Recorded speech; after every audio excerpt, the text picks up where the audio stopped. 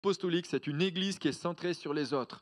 Et nous allons voir ensemble 12 caractéristiques de l'église apostolique. Vous pourrez lire ce texte dans Actes au chapitre 11. On peut lire à partir du verset euh, 19. Ceux qui avaient été dispersés à cause de la persécution survenue après la mort d'Étienne allèrent jusqu'en Phénicie, à Chypre et à Antioche. Ils n'annonçaient la parole à personne d'autre qu'aux Juifs. Ils eurent cependant parmi eux quelques hommes de Chypre et de Cyrène qui, venus à Antioche, parlèrent aussi aux Grecs et leur annoncèrent la bonne nouvelle du Seigneur Jésus-Christ. C'est vrai qu'à un moment donné, il y avait un mandat uniquement pour annoncer l'Évangile aux Juifs. Mais au travers de l'action du Saint-Esprit, nous avons vu que Paul déjà est allé chez Corneille et nous avons vu aussi que l'Église a commencé à prendre un autre virage. Elle est allée aussi dans la continuité de ce que le Seigneur Jésus voulait, c'est-à-dire enseigner, annoncer l'Évangile à toute la création sur la surface de la terre. Pas uniquement aux Juifs, mais aussi aux hommes qui ont besoin d'entendre l'Évangile, c'est-à-dire à tous. C'est ce que Jésus a dit, car Dieu a tant aimé le monde qu'il a donné son Fils unique, afin que quiconque croit en lui ne périsse pas, mais qu'il ait la vie éternelle. Donc la vie éternelle, elle est pour tous les hommes, pour tous ceux et celles qui accepteront Jésus-Christ comme étant son Seigneur et son Sauveur. Il y eut cependant parmi eux quelques hommes de Chypre et de Cyrène qui, venus à Antioche, parlèrent aussi aux Grecs et leur annoncèrent la bonne nouvelle du Seigneur Jésus-Christ. La main du Seigneur était avec eux et grand fut le nombre de ceux qui crurent et se convertirent au Seigneur. Je fais juste une parenthèse parce que ça me vient à l'esprit et je ne voudrais pas l'oublier sur ce que nous vous avons raconté aussi de ce que nous avons vécu en Centrafrique récemment. Priscille a partagé aussi quelques enseignements et j'aimerais dire qu'elle n'a pas simplement été accueillie parce que c'était la petite ou l'arrière-petite-fille du fondateur, mais je peux vous garantir que, comme dirait Jean, quand elle parle, tout le monde s'arrête pour l'écouter. Elle a partagé des messages aussi pertinents qui ont été vraiment bien reçus. Et voilà, je le dis souvent, et je suis fan parce que je trouve que ce qu'elle partage, c'est vraiment creusé, intéressant et profond. Voilà, je referme la parenthèse. La main du Seigneur était avec eux et grand fut le nombre de ceux qui crurent et se convertirent au Seigneur. Le bruit en parvint aux oreilles des membres de l'église de Jérusalem. Et ils envoyèrent Barnabas jusqu'à Antioche. Lorsqu'il fut arrivé et qu'il vit la grâce de Dieu, il s'en réjouit et les exhorta tous à rester d'un cœur résolu, attaché au Seigneur. Car c'était un homme bon, plein d'Esprit Saint et de foi, et une foule assez nombreuse se joignirent au Seigneur. Barnabas partit ensuite pour Tarse afin de chercher Saul, Saul qui est plus tard devenu l'apôtre Paul. Et après l'avoir trouvé, il le conduisit à Antioche. Pendant une année entière, ils participèrent aux réunions de l'Église et enseignèrent une foule assez nombreuse. Ce fut à Antioche que pour la première fois les disciples furent appelés chrétiens. Je rappelle juste qu'ils étaient appelés chrétiens, c'était dans un sens de moquerie. Aujourd'hui, c'est plus tout à fait la même chose, même si dans certains endroits, se faire appeler chrétien reste quelque chose de dangereux. En ce jour-là, des prophètes descendit de Jérusalem à Antioche. L'un d'eux, du nom d'Agabus, se leva, déclara par l'Esprit qu'il y aurait une grande famine sur toute la terre entière. Elle eut lieu, en effet, sous Claude.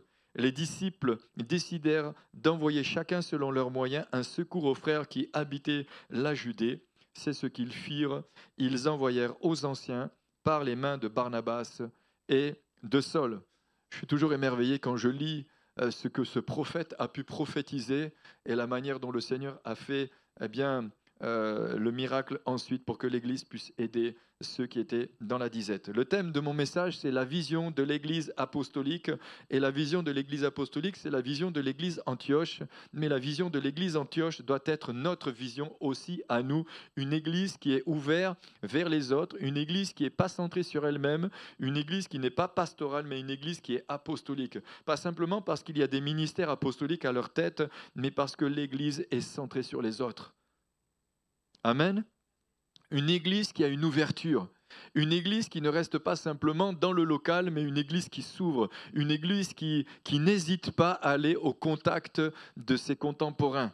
Je me souviens quand nous étions à PK14, eh bien, nous étions le deuxième soir dehors et on a prêché l'évangile, j'ai prêché l'évangile, j'ai partagé la parole de Dieu, j'ai fait un appel. Il y avait un homme qui était loin dans le quartier, je l'ai vu traverser tout le quartier, venir jusque devant, et puis donner sa vie à Jésus, mais pleurer. Et puis les ministères ont prié pour lui. Je ne sais pas si vous avez vu tout à l'heure, il y avait une image sur la droite, c'était plein de personnes qui avaient donné leur vie à Jésus, il y avait même des enfants. Il y avait des gens qui étaient assis carrément de l'autre côté de la route, dans le quartier, puisqu'on était dans un quartier, eh bien, quand j'ai fait l'appel, ont levé la main pour donner leur vie à Jésus. J'étais vraiment, je dirais, émerveillé. Et j'ai béni le Seigneur. Il y avait des délivrances, ça ne posait pas de problème de voir des gens tomber, délivrés, et puis être restaurés. Mais ce matin, j'aimerais quand même revenir sur cette église. Cette église qui est une église apostolique. Une église qui est centrée sur les autres, une église qui a un désir profond de gagner des âmes. La première caractéristique que j'aimerais donner, c'est que l'église apostolique ou une église apostolique, c'est une église qui évangélise. C'est une église qui a un impact dans la ville, qui a un impact là où elle est posée, ou là où elle est établie. Actes chapitre 11, verset 19, « Ceux qui avaient été dispersés par la persécution survenue à l'occasion d'Étienne allèrent jusqu'en Phénicie dans l'île de Chypre et à Antioche, annonçant la parole seulement aux Juifs. » Mais une église apostolique, elle annonce le message de l'évangile à tous ceux qui ont besoin de l'entendre. Et nous sommes dans un endroit où tous ceux qui nous entourent ont besoin d'entendre l'évangile. Ils ont besoin d'entendre le message de l'évangile. Et le message de l'évangile n'est pas simplement annoncé par les évangélistes, n'est pas simplement annoncé par des apôtres, ni des prophètes, etc. Elle est annoncée par chacun de nous. Jésus a dit, vous serez mes témoins. Jésus a dit, vous serez mes témoins. Il n'a pas dit simplement, ce sont les ministères d'évangélistes qui feront des campagnes d'évangélisation pour annoncer l'évangile dans les villes, mais Jésus a dit, vous serez mes témoins. Et il a dit à ses disciples, allez par tout le monde et faites de toutes les nations des disciples, baptisez-les au nom du Père, du Fils et du Saint-Esprit et enseignez-leur à observer tout ce que je vous ai enseigné. Et le message de l'évangile, et je le dis encore ce matin, il est à annoncer par chacun de nous. Moi, j'aime tellement partager l'évangile. Je raconte une petite anecdote. C'est vrai qu'on était dans l'avion, à peine je rentre dans l'avion, et puis il y a une femme assez exubérante qui, bien sûr, je ne sais pas pourquoi, je ne sais pas ce que j'ai eu à ce moment-là. Vous savez, quand vous rentrez dans un avion, en général, vous devez mettre vos bagages dans les compartiments. Et puis, moi, j'en ouvre un qui était fermé, évidemment, on est rentré les derniers. Et puis, il y avait une valise avec un petit truc dessus. Je me suis dit, je vais essayer de la tourner. Et puis, une femme, elle a commencé à être très exubérante, le genre de truc que j'apprécie pas du tout, et où je suis capable de t'envoyer un truc. Et après, je me dis, mince, j'ai peut-être été un peu dur. Donc, ça, c'est mon style. Et donc, du coup, en fait, elle m'a fait honte, quoi. J'avais la honte. Heureusement, il y en a un, il a dit, ah non, attendez, monsieur, on va essayer de vous aider. Et puis, bon, bref, on passe l'histoire. On avait un bagage au-dessus, un bagage là-bas, et puis un bagage tout au fond. Et puis, bref, donc, au bout d'un moment, une hôtesse de l'air, elle s'assoit à côté d'une personne qui était dans la rangée d'à côté. Et puis, j'entends que le gars est prêtre, et elle s'intéresse à entendre l'évangile. Et là, je me suis dit, ah, attends, quand même, moi, je pourrais lui parler aussi. Ah bah oui, quand même. Donc, parce qu'on devait s'arrêter à Yaoundé. Donc, on avait entre Bangui et Yaoundé, on avait à peu près, je ne sais plus, une heure quelque chose. Et je me suis dit, le temps, il va être court parce que je savais qu'ils allaient changer d'équipe. Mais j'ai quand même, comme mes filles, elles me chronomètrent maintenant, donc je ne sais pas combien de temps j'ai mis. Mais du temps qu'elle repasse devant moi, je lui dis, ah, mais je vois que vous êtes intéressé par... vous cherchez un chemin. Elle me dit, ah, mais vous êtes qui? Je dis, ben moi, je suis pasteur. Et elle s'assoit. Donc, elle s'assoit. Et puis, je lui annonce l'évangile, je lui parle du Seigneur. Je dis pas ça, c'est pas pour dire je dis c'est ce que nous devons faire. Et je lui parle de Jésus. Je me rends compte qu'elle allait dans une église évangélique à Marseille. Et elle me dit, ah mais vous savez, le fondateur, il s'appelle Jean. Je lui dis, il s'appelle Jean Pilonnel. Elle me dit, oui, il s'appelle Jean Pilonnel. J'ai dit, comme le monde est petit. Donc on a parlé du Seigneur un bon moment. Donc je lui dis, vous savez, il ne faut pas tarder parce qu'on ne sait jamais comment peuvent finir les avions. Non, je ne lui ai pas dit ça. Mais je lui dis, vous savez, n'attendez pas qu'il soit trop tard. Bref, on a parlé. Et puis, cette fameuse dame un peu exubérante qui m'a fait un peu honte, elle me dit, mais monsieur, il faut quand même un peu d'humour. J'ai dit, moi j'en ai de l'humour, mais J'envoie des scuds aussi des fois. Et bref, et, je sais pas, elle se lève à un moment donné, et elle s'assoit, et puis elle me dit, ah, j'ai entendu que vous êtes pasteur. Elle m'a juste dit ça, je me suis dit, bon, ben, je vais lui parler du Seigneur maintenant qu'elle m'a fait honte. Et, et puis elle se tourne vers le prêtre et elle parle avec le prêtre. Et puis, bon bref, toujours est-il qu'on arrive à Yaoundé, je me lève parce que j'aime bien être debout, et puis il y a une scène assez cocasse qu'elle a faite et j'en rigole encore aujourd'hui, c'est qu'elle passe devant moi au moment de sortir, elle me regarde, elle me dit « Au revoir mon prêtre, au revoir mon père ».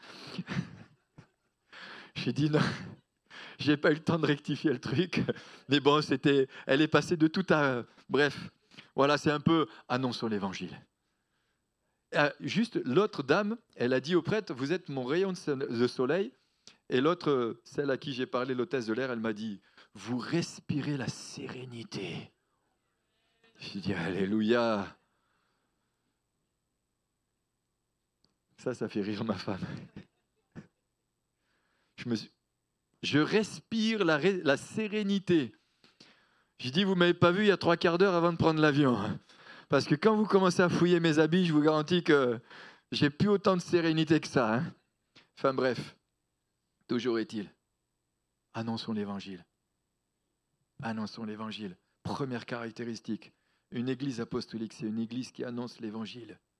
J'aime tellement partager l'évangile. Il y a tellement de situations des fois. Et là, tu dis, elle était pas très loin de là où moi j'ai grandi. Elle est allée dans une église de certaines personnes que nous connaissons. Ça, c'est des rendez-vous, des connexions de Dieu. C'est des claques, des petits trucs que le Seigneur veut mettre.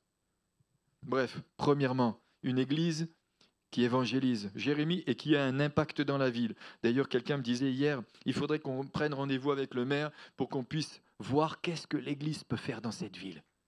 Qu'est-ce qu'on peut faire dans cette ville?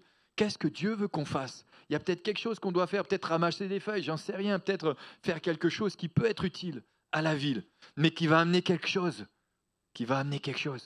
Ce qu'on a vu hier dans cette vente de vêtements, et quand je suis venu, que je voyais toutes ces personnes qui bourlinguaient dans l'église et qui, au-delà de ce qu'ils ont pu prendre, ça bénit.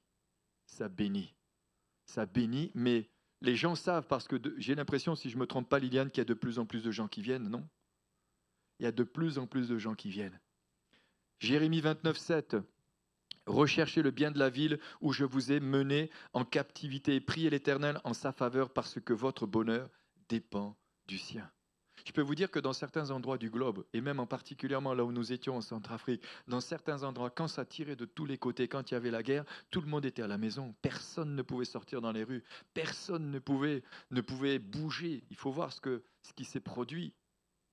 Notre paix dépend de la ville. Notre paix dépend d'elle aussi.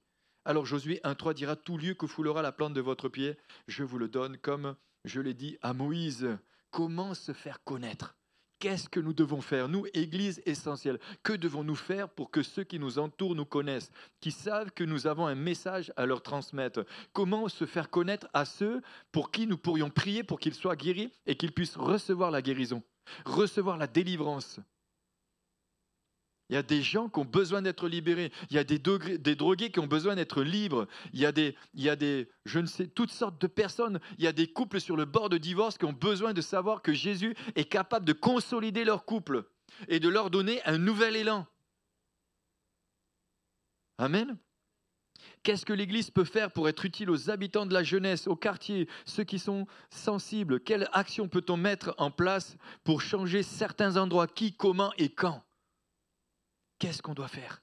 Deuxièmement, c'est une église qui enseigne. Deuxième caractéristique.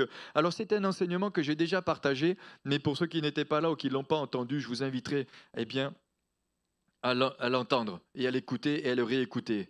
La deuxième caractéristique d'une église apostolique, une église qui a une vision apostolique, c'est une église qui enseigne. C'est une église qui enseigne. Pendant toute une année, ils se réunirent aux assemblées de l'église et ils enseignèrent beaucoup de personnes. C'est une église qui enseigne, mais c'est une église qui a, une capacité à former aussi d'autres disciples. La formation de disciples étant importante dans l'église d'Antioche, pour être un disciple, il faut être enseignable et corrigeable. Ça va? Le mot convient? Enseignable. J'ai envie de dire, il y a trop de croyants aujourd'hui ou trop de disciples ou trop de personnes qui se disent disciples de Jésus qui ne sont pas enseignables. Nous devons être enseignables. Moi, ce que j'ai apprécié, c'est que ces ministères, eh bien, nous, on arrive, on nous dit, moi, j'ai prêché un enseignement déjà le samedi matin sur la loyauté en plus, et Michel, l'apôtre Michel me dit, écoute, jeudi, on a une réunion avec tous les ministères, est-ce que tu pourrais nous partager encore un message? Je dis, waouh, des ministères qui ont une responsabilité sur plus de 1200, 1300 églises, te disent, tu peux juste nous enseigner quelque chose? Waouh! Et là, tu te dis, Seigneur, on a déjà tellement de choses nous-mêmes à apprendre. Enseignables. Des ministères qui sont enseignables. Pas des gens qui sont déjà arrivés, pas des gens qui ont la prétention de tout savoir. Et je peux vous dire qu'ils en savent. Hein. Ils en savent et ils en vivent. Hein. Quand ils me disent parfois, eh bien, tu sais, il y en a qui feraient mieux de venir pour montrer leurs preuves. Hein, éprouver. La Bible dit d'être éprouvé. Qu'un ouvrier, eh bien, soit digne. Comment il est dit? Attends, je vais le reprendre parce que là, j'ai mes pensées qui sont parties dans tous les sens. Je vais vous la lire mieux. Efforce-toi de te présenter devant Dieu comme un ouvrier qui a fait ses preuves. Un homme qui a fait ses preuves. Un ouvrier qui n'a pas à rougir, mais qui dispense droitement de la vérité. Amen. Une église, eh bien, qui est enseignable. Troisièmement, une église multiraciale, multiculturelle. C'était une église, il n'y avait pas que des juifs, mais il y avait une église, il y avait des juifs, des non-juifs qui se sont donnés à Jésus, il y avait toutes sortes de nationalités. Il y avait des juifs, des païens et des nord-africains. C'était mélangé, c'était une église multiculturelle. C'est ça l'église de Jésus. C'est ça l'église de Jésus. L'église de Jésus, ce n'est pas des églises ethniques. Pardonnez-moi de le dire comme ça. Ce n'est pas que des bandas, des Yakomas et des je ne sais quoi. Ce n'est pas que des Français, des Italiens, des Portugais, des Congolais, des je ne sais quoi. C'est des églises multiculturelles où il y a toutes les nationalités qui sont représentées. Et je bénis le Seigneur pour notre assemblée. Il y a de tout. Il y a des grands, des petits, des minces, des moins minces. Il y a des blancs et des moins blancs. C'est une église multiculturelle. Il n'y a pas de barrière. Il n'y a pas de barrière raciale. Oui, ça existe. C'est possible. Il n'y a pas de barrière entre les êtres, entre les frères et sœurs. On est la même famille. On est un peuple. On est une famille. On est une famille. Et dans le ciel, on sera ensemble. On sera ensemble. C'est une église qui s'accommode à la fois des juifs et des païens sans compromettre le message de l'évangile. C'était une église où il y avait des juifs, où il y avait des païens, des gens qui sont nés de nouveau, qui se sont convertis et ils n'ont pas compromis le message de l'évangile. En aucun cas. Parfois, le poids des traditions peut compromettre l'évangile. Dans certains endroits, il y a le poids de la tradition qui n'est pas la réalité de l'évangile. Et ces barrières-là, elles doivent tomber. Elles ne doivent pas exister. Et elles ne doivent pas exister au milieu de nous. Les barrières ne doivent pas exister au milieu de nous. Elles posent des standards corrects pour que tous les groupes culturels et ethniques viennent et se sentent à l'aise. Viennent et se sentent à l'aise. La porte est ouverte à toutes les nationalités au milieu de nous. Et la porte de l'équipe pastorale est ouverte à toutes les nationalités. Je peux le dire et je peux le redire aussi. D'ailleurs, j'aspire à ce qu'il y ait d'autres nationalités qui nous rejoignent dans l'équipe pastorale. Pas besoin de faire un dessin. Une église multiculturelle. À Antioche, on a brisé la barrière culturelle et ethnique. Les modes de pensée sont élevés au-dessus des réalités humaines. Traditions et habitudes culturelles qui poussent souvent à compromettre certaines vérités bibliques pour atteindre les réalités de la révélation. Quand on parle de révélation, je peux vous garantir, là encore, c'est cette fois-là. J'arrivais parfois, juste avant de prendre le micro, je me disais, mais qu'est-ce que je vais bien pouvoir leur dire? C'est pas que j'étais négligent dans la préparation, j'avais préparé mes messages. Mais au moment de prendre le micro, paf, inversé. Et j'ai prêché des messages par révélation que je n'ai jamais prêché ailleurs. Au moment où j'ai parlé, je sentais que l'Esprit de Dieu me conduisait dans des points que je n'avais jamais prêchés ailleurs. Il y avait cet esprit de révélation, et cet esprit de révélation est à l'œuvre. Et cet esprit de révélation, il est à l'œuvre dans une église apostolique, une église où il n'y a pas de barrière. Une église qui construit ensemble, qui bâtit ensemble, et qui désire profondément à gagner des âmes. À gagner des âmes. Acte chapitre 10, et nous voyons ça, Pierre annonce l'évangile chez Corneille. Pierre annonce l'évangile chez Corneille et il a vécu une révélation qui a changé la vie de l'Église, qui a transformé la vie de l'Église. Ils n'avaient pas compris que l'évangile était aussi pour les non-juifs. De plus, à Antioche, on permet à diverses nationalités de s'intégrer dans la structure du leadership. On pourra en reparler une autre fois. Quatrièmement, l'Église. Une église apostolique, c'est une église qui travaille en équipe. Bien sûr qu'il y a un leader, des leaders, mais il y a une équipe de leaders qui travaillent ensemble. Le monopole n'est pas sur un homme, mais sur une équipe. Et on retrouve ça. Paul et Barnabas, c'était une équipe. On dit Barnabas et Saul, on dira Paul et Barnabas. On voit aussi qu'il y a une évolution dans l'équipe. Et on voit qu'à Antioche, à Jérusalem, il y avait une équipe. À Antioche, il y avait des équipes qui étaient là. Il y avait une équipe de ministères, on le verra ensemble. Acte chapitre 13, versets 1 à 4. Il y avait dans l'église d'Antioche des prophètes et des docteurs. Barnabas, Siméon, appelé Niger, Lucius de Cyrène, Manaïm, qui avait été élevé avec Hérode le tétrarque. Et Saul, pendant qu'ils servaient le Seigneur, dans leur ministère et qu'ils jeûnaient, le Saint-Esprit dit, mettez-moi à part Barnabas et Saul pour l'œuvre à laquelle je les ai appelés. Alors, après avoir jeûné et prié, ils leur imposèrent les mains et les laissèrent partir. Barnabas et Saul envoyèrent par le Saint-Esprit descendirent à ceux-ci, et de là, ils s'embarquèrent pour l'île de Chypre. Une équipe de ministère. Et ça, c'est mon aspiration.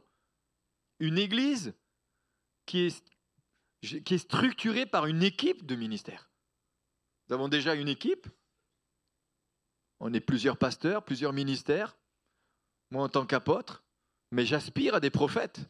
J'aspire à des évangélistes, j'aspire à des pasteurs et des enseignants et des docteurs. On a déjà pas mal de choses quand même. Donc continuez à prier pour Ludo et Simon. Là, Ludo, il s'est dit qu'il m'oublie. Non, je pense à lui aussi. On en veut plus. Et il y en a d'autres qui se lèvent. Il y a d'autres personnes qui doivent se lever encore. Une équipe qui travaille ensemble. Elle croyait aux 5 ministères. Cette église croyait aux 5 ministères. Et peu importe si d'autres n'y croient pas, nous y croyons. Peu importe si d'autres ne reconnaissent pas les apôtres, nous y croyons. Peu importe si d'autres ne reconnaissent pas les prophètes, nous y croyons. Et peu importe si on ne nous reconnaît pas en tant qu'apôtres, ce n'est pas un problème. L'essentiel, c'est que Dieu nous reconnaisse. Et qu'il nous reconnaisse dans le ministère qu'il nous a confié, c'est tout. Mais si d'autres ne nous reconnaissent pas, on les aime quand même. Où est le problème ? Est-ce que Jésus, tout le monde l'a reconnu ? Non. Est-ce que Jésus ne les aimait pas ? Oui. Faisons ce que nous avons à faire. Construisons avec ceux qui veulent construire avec nous. Bâtissons avec ceux qui veulent. Mettons en place ce que Dieu veut qu'on mette en place. Mais impactons l'endroit où Dieu nous a placés. Une église qui a une vision jusqu'aux extrémités de la terre. Quand Jésus a dit à ses disciples, allez faites de toutes les nations des disciples, ça paraissait peut-être un peu grand pour une poignée d'hommes de dire l'évangile doit arriver jusqu'au bout de la terre. Mais l'évangile doit aller jusqu'au bout de la terre au travers de toutes les générations. C'est comme ce que nous devons faire. Eh bien, les générations qui doivent nous suivre jusqu'à ce que le Seigneur revienne, il faut qu'ils rentrent dans la vision que nous avons reçue. Lorsque j'ai prêché ce message, parce que j'ai prêché ce message ce dimanche à Sibut, l'apôtre Michel Becbé m'a attrapé, il m'a serré. J'ai dit, dis donc, il t'a fallu 30 ans pour me faire un aussi gros câlin. Il me dit, mais t'as la vision. Ce qui m'a marqué particulièrement encore dans ce voyage. Pardonnez-nous de parler un peu de ce voyage, mais comme vous nous aimez, vous nous pardonnez. Mais ce que j'ai aimé particulièrement, c'est la notion qu'ils ont d'être attachés à la vision qui a été transmise. Et ce qui fait leur force, aujourd'hui, c'est d'être attachés à la vision qu'ils ont reçue. Ils ne bougent pas d'un iota. Ils sont attachés à la vision. Et parce que c'est une vision qui est attachée à la parole de Dieu. C'est une vision qui est attachée à la parole de Dieu. Ils ne bougent pas, ils sont dans la vision. Quel que soit ce que l'ennemi essaye de venir essayer d'insuffler pour rajouter des choses qui ne sont pas à être rajoutées, ils ne bougent pas. Une église qui travaille en équipe, ou une église qui croit aux 5 ministères. Amen. Les responsables aident à l'équipement des saints. L'objectif, c'est de former les générations qui arrivent. C'est important de reproduire notre ministère. Et ça, c'est important. Nous voulons reproduire le ministère que Dieu nous a confié. Nous voulons reproduire le ministère que Dieu nous a confié. J'attendais un amen plus conséquent. Et c'est pour ça que Paul a cherché des hommes. Et c'est pour ça qu'il a dit à Timothée, ce que tu as entendu de moi en présence de beaucoup, confie-le à des hommes fidèles qui soient capables de l'enseigner aussi à d'autres. Et on a besoin d'avoir des hommes et des femmes dans nos équipes qui ont compris la vision. Et c'est pour ça que ça marche. Pas des gens qui viennent rentrer dans une vision pour faire leur vision et qui deviennent dans cette vision des indépendants. Je le dis parce que c'est ce que j'ai prêché au conseil des ministères. J'ai parlé sur l'esprit d'indépendance. Dans une équipe, c'est un danger. Mais des hommes qui rentrent dans la vision pour construire et bâtir dans la vision qui a été donnée. Et aujourd'hui, je disais ça encore à Priscille, eh bien dans l'équipe pastorale, on a une vision missionnaire qui est, je dirais, solide. On a la même vision, on sent qu'on est dans la même direction. Que ce soit avec Simon, que ce soit avec Ludo, que ce soit avec l'équipe. On sent qu'on est dans cette vision. Amen. Il y a cette vision qui est là. On sent qu'il y a la vision qui est là, de l'expansion, du développement. On sent qu'on est unis dans cette vision. Tout n'est pas parfait. On n'est pas forcément d'accord sur tout, mais on est unis sur la vision. On est unis dans cette vision. D'ailleurs, pour la mission, il y en a qui ne savent même pas qu'ils vont venir l'année prochaine avec moi. N'est-ce pas, Fabien? Priez pour Fabien. Je lui ai dit, il a montré ça à sa femme. Donc priez pour sa femme aussi. Alléluia. J'ai dit à Ludo, quand est-ce que tu viens avec moi aussi? Bon, j'arrête parce que sinon après, je ne devrais pas me faire gronder quand même. Une église qui est en équipe. C'est tellement beau de voir une équipe. Mais c'est chouette, franchement. Moi, quand je vois Michel et Gaston, mais c'est une véritable équipe. Et les ministères avec, c'est une équipe. Il y a des décisions qui sont prises ensemble. Et puis parfois, il y a des décisions qu'on n'a même pas besoin d'en discuter ensemble, puisqu'on sait comment les autres vont penser. Et ils savent comment moi je vais penser. Ils savent. Cette semaine, j'appelle Ludo, j'ai dit, tiens, il y a ça. Il me dit, mais j'attendais que tu le fasses. Parce qu'on sait. Il y a des choses, c'est évident. Cinquièmement, je n'irai pas aux 12 aujourd'hui, parce que je les reprendrai plus tard. Il y en a qui ont dit, ouf, le poulet ne va pas griller. Mais j'ai dit que je n'irai pas aux 12, mais je peux toujours aller aux 11. Hein. Allez, cinquièmement, une église qui est conduite par le Saint-Esprit. Une église qui vit la vie de l'esprit et on a soif de la vie de l'esprit. On a soif et moi j'ai soif de voir l'église encore plus rentrer dans cette dimension de la vie de l'esprit. Et le Saint-Esprit est au milieu de nous. Oui, le Saint-Esprit est au milieu de nous. D'ailleurs, si parfois on a certains problèmes, c'est parce qu'on a le Saint-Esprit.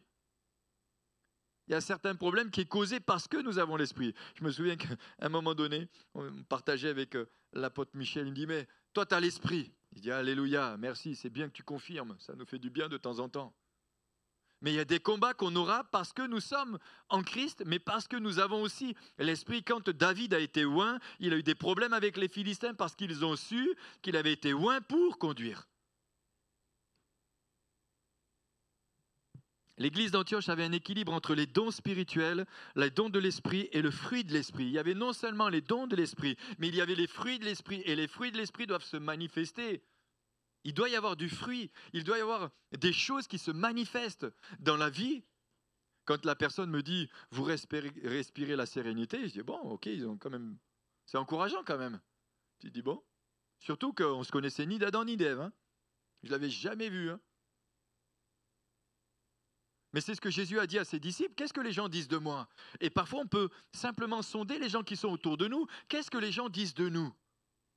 Et parfois, eh bien quand ça nous revient dans la figure, ça nous fait un peu bizarre. Ça nous fait drôle parfois. Mais une église qui est conduite par le Saint-Esprit, c'est une église comme l'église d'Antioche, une église où le Saint-Esprit a toute la place. Le Saint-Esprit a dit, mettez-moi à part Barnabas et Saul pour l'œuvre à laquelle je les ai appelés. Non seulement c'est une église qui laisse la place au Saint-Esprit, mais qui donne la possibilité au Saint-Esprit d'envoyer des gens dans la moisson. Rizza et Kivan ont été envoyés. Ils sont toujours avec nous, ils sont toujours dans l'église, mais ils sont au loin Madagascar. Et on prie pour eux parce qu'ils font un super boulot. Mais on est aussi connecté avec le Congo, avec la Centrafrique, avec le Tchad. On est connecté avec nos bien-aimés. On est ensemble. On est unis ensemble dans le ministère. D'ailleurs, quand je vois la fameuse de Michel Begbé, je me dis, c'est la famille quoi. C'est la famille. C'est la famille. Une église qui est ensemble, qui est unie, qui est conduite par le Saint-Esprit. Elle n'a pas peur de laisser partir des ministères pour construire le corps. Même si parfois on aurait bien voulu les garder. On aurait voulu en garder. Mais c'est comme ça. C'est la vie de l'esprit. Et c'est ce qu'on doit faire. Barnabas et Saul, ils étaient à Antioche, ils étaient des ministères. Pour moi, c'était des fondateurs de l'église. Et pourtant, le Seigneur a dit, mettez-les à part et envoyez-les. Mais ils sont partis. Mais ils avaient toujours cette relation avec Antioche et ils avaient toujours la relation aussi avec les ministères de Jérusalem. Ils n'étaient pas seuls. Une église conduite. Et puis, sixièmement, une église prophétique. Une église qui déclare des choses. À un moment donné, eh bien, je prêchais ça et je disais, j'ai demandé à l'église de se lever. J'ai commencé à déclarer des choses dans l'église. Et puis, j'ai commencé à déclarer. Et l'église a déclaré avec moi que, je disais, par la puissance du Saint-Esprit qui agit dans ma vie, au travers de ma vie, je déclare que la piste entre Bambari et entre Sibut et Bambari sera refaite. Et puis, j'ai commencé à déclarer un certain nombre de choses. Et puis, l'église a déclaré. Et quelqu'un, à la fin de la réunion, moi, je ne le savais pas, quelqu'un est venu en disant... tu diras que, eh bien, ils sont en train de commencer à remettre la piste entre Bambari et Sibut. Je dis, waouh! Pour ceux qui connaissent l'Afrique, je peux vous garantir que nous, à l'époque, on mettait 4 heures entre Bangui et Bambari. Aujourd'hui, entre Bambari et Sibut, ils mettent pratiquement plus d'une journée. Tellement la piste est complètement défoncée. Et là, on a commencé à déclarer des choses. On a commencé, une église prophétique, elle déclare, je déclare que moi et ma maison, nous servirons l'Éternel. Je déclare que des ouvriers se lèvent. Je déclare dans cette église que nous allons implanter de nouvelles églises. Je déclare que par la puissance du Saint-Esprit, des ouvriers vont être envoyés pour ouvrir des églises, pour implanter des églises. Je déclare. Et l'église, elle doit déclarer des choses prophétiques. Je déclare que moi et ma maison, nous servirons l'Éternel. Une église qui fait des déclarations. Dans Ézéchiel, le Seigneur, qu'est-ce qu'il a dit? Il a dit à son serviteur, ordonne, déclare sur ces eaux, ossements desséchés, rassemblez-vous. Qu'est-ce qui s'est passé? Il y a des choses qui doivent sortir de nos bouches. Et il y a des choses qui doivent sortir de nos bouches en tant qu'église, dans l'unité. Je déclare que des apôtres se lèvent de cet endroit. Je déclare que des prophètes se lèvent de cet endroit. Je déclare que des pasteurs se lèvent de cet endroit. Je déclare que des évangélistes se lèvent de cet endroit. Je déclare que des pasteurs et des enseignants, des diacres, des diaconesses. Je déclare que des jeunes en nombre viennent nous rejoindre pour bâtir et construire avec nous. Je déclare, nous déclarons, je déclare que des conducteurs de louanges se lèvent. Je déclare que des nouveaux musiciens nous rejoignent. Je déclare que des prédicateurs se lèvent. Je déclare que les femmes stériles enfantent. Je déclare que les célibataires qui n'arrivent pas à se marier vont se marier. Voilà, quand j'ai commencé à déclarer ces choses, c'était assez rigolo. D'ailleurs, à un moment donné, j'ai fait venir les couples devant. Et puis, je leur ai dit, mais... Bon bref, juste petite parenthèse, j'aurais dit, mais prends ton épouse dans les bras. Et ce n'était pas évident pour certains d'oser prendre son épouse et je lui dis maintenant vous allez lui dire je t'aime. Ah, je t'aime. Ah, c'était rigolo. Mais parce que mais je déclare des choses. Je déclare. Une église prophétique, c'est une église qui déclare prophétiquement des choses qui vont se produire. Il y a des promesses que nous avons reçues. Je déclare que cette église et ce lieu est trop petit par rapport à ce que Dieu a dit. Même s'il y a des chaises vides, je déclare que ces chaises ne sont pas vides. Moi, je ne les vois pas vides. Je vois ce lieu trop petit parce que Dieu a fait des promesses, mais à nous de les enfanter. Peut-être tu as des promesses que Dieu t'a fait, il a fait pour tes enfants. Je déclare que nos enfants servent Jésus. Je déclare que ce qu'il a dit, il le fait arriver. Mais c'est à nous de le déclarer. Parfois on vient et on dit, Seigneur, pourquoi tu n'as toujours pas fait? Mais parce que toi, j'attends que tu le déclares, j'attends que tu le crois. Parce que parfois nous ne le croyons pas. C'est ça le problème. Alors que l'Église qui le prophétise, elle le croit parce qu'elle le déclare. Elle libère cette semence. Elle libère cette semence. Elle libère la semence de vie. Et on a commencé à déclarer. Et c'était vraiment impressionnant de voir l'Église se lever et déclarer. Une Église prophétique, elle déclare. Une Église qui déclare la parole de Dieu, c'est une Église qui vit dans le surnaturel. Moi, je déclare que du milieu de nous, Dieu fait des miracles. Et Dieu continuera à faire des miracles. Je déclare que du milieu de nous, Dieu guérit encore. Et il continuera de guérir. Je déclare ces choses. Je déclare que les dons spirituels se manifestent. Je déclare ces choses-là. Je déclare que Dieu ne nous a pas donné un esprit de timidité, mais un esprit de force, d'amour et de sagesse.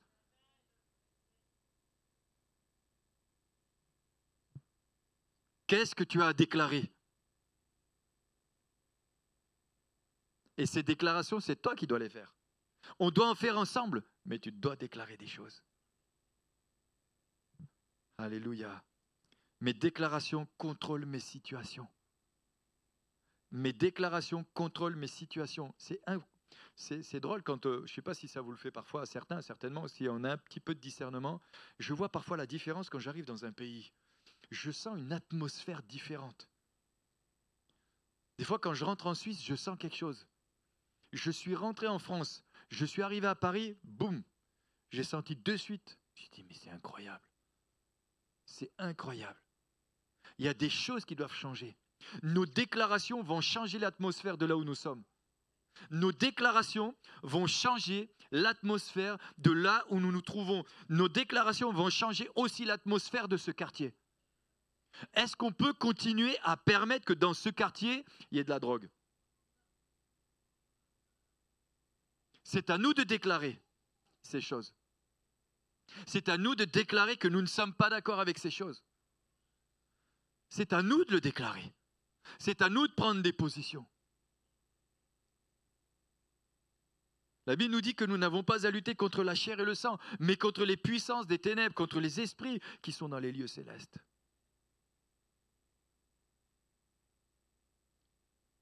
Cette femme, elle a voulu me faire honte, mais après elle m'a dit, au revoir mon père.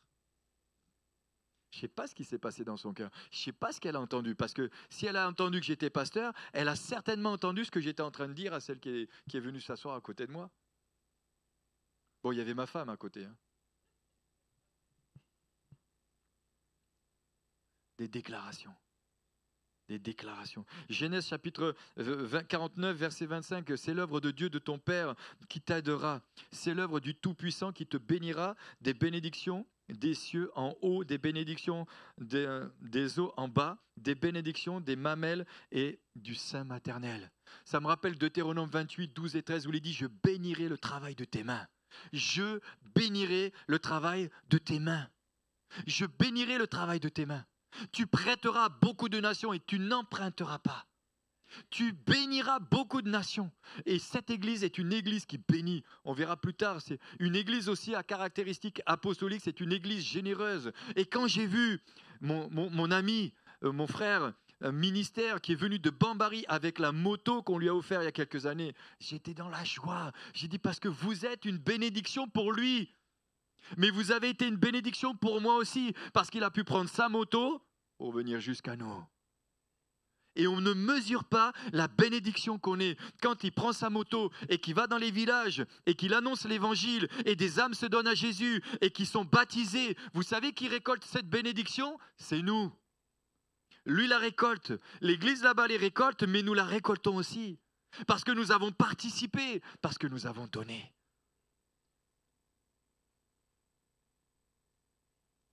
Ah, Moi, j'étais béni. Et quand j'ai dit, je monte avec vous, j'aurais voulu monter plus souvent, mais le problème, c'est que je serais arrivé à chaque fois aux réunions tout bleu, j'allais dire tout bleu, non, pas tout bleu, mais tout rouge. Donc, je me suis dit, il faut quand même. Mais je monte sur la moto. Il me dit, ah, si tu montes avec moi, c'est que tu m'aimes beaucoup. Mais oui, je les aime beaucoup. Parce qu'on a construit ensemble la pharmacie qui est aujourd'hui, 30 ans plus tard, encore une bénédiction dans cet endroit. C'est encore une bénédiction. Et lui a participé. Bon, depuis, il a pris du poids. Hein. D'ailleurs, ils m'ont amené une photo, je pourrais vous la montrer un jour. Je l'ai sur mon téléphone. On était tout jeunes missionnaires, on était comme ça. On m'a amené une autre photo, j'avais... Oh, je me suis dit, waouh. Mais n'empêche que des amis ont encore nos photos de quand on était jeunes. Une église qui est prophétique, qui déclare des choses, qui annonce des oracles de la part de Dieu, qui annonce les oracles de la part de Dieu. Est-ce que ça, c'est le temps que j'ai parlé, Clémence? Ou est-ce que c'est le temps qui me reste? Oh, ben, j'ai encore quelques minutes. Exode chapitre 14, verset 14. L'Éternel combattra pour vous, et vous, gardez le silence. L'Éternel combattra pour vous. Ésaïe chapitre 30, verset 21. Et ça, c'est un verset que Dieu m'a donné quand j'ai repris cette assemblée. Tes oreilles entendront la voix qui dira, voici le chemin, marchez-y quand vous irez à droite ou vous irez à gauche. Tes oreilles entendront. Qu'est-ce que nos oreilles entendent? Qu'est-ce que nos oreilles disent?